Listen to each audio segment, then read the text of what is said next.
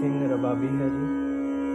ਮੈਂ ਲੁਧਿਆਣਾ ਪੰਜਾਬ ਤੋਂ ਹਾਂ ਤੇ ਮੈਂ ਇਹ ਸਾਜ਼ ਗੁਰੂ ਨਾਨਕ ਪਾਤਸ਼ਾਹ ਜੀ ਦੇ ਨਾਲ ਭਾਈ ਮਰਦਾਨਾ ਜੀ ਜੋ ਰਬਾਬ ਵਜਾਇਆ ਕਰਦੇ ਸਨ ਉਹ ਸਾਜ਼ ਮੈਂ ਵਜਾਉਂਦਾ ਹਾਂ ਜੀ। ਸਿੰਧੀ ਲੋਕ ਸੰਗੀਤ ਉਤਸਵ ਦਾ ਮੈਂ ਸਾਰੇ ਸਿੰਧੀ ਭਰਾਵਾਂ ਭੈਣਾਂ ਨੂੰ ਮੈਂ ਸ਼ੁਭ ਕਾਮਨਾਵਾਂ ਦਿੰਦਾ, ਬਹੁਤ ਬਹੁਤ ਮੁਬਾਰਕਾਂ ਦਿੰਦਾ ਹਾਂ। ਤੇ ਮੈਂ ਬਿਲਾਸਪੁਰ ਸਿੰਧੀ ਪੰਚਾਇਤ ਦੁਆਰਾ ਇਹ ਉਪਰਾਲਾ ਜੋ ਕਰ ਰਹੇ ਨੇ ਉਹ ਬਹੁਤ ਹੀ ਸ਼ਲਾਘਾਯੋਗ ਹੈ ਤੇ ਮੈਂ ਆਸ ਕਰਦਾ ਹਾਂ ਕਿ ਆਉਣ ਵਾਲੇ ਸਮੇਂ ਦੇ ਵਿੱਚ ਜੋ ਸਿੰਧੀ ਲੋਕ ਸਾਜ਼ ਲੋਕ ਸੰਗੀਤ ਇਸ ਬਾਰੇ ਹੋਰ ਸਾਨੂੰ ਨੌਲੇਜ ਹੋਵੇ, ਸਾਨੂੰ ਮੁੜ ਸੁਰਜਿਤ ਹੋਣੇ ਸਾਜ਼।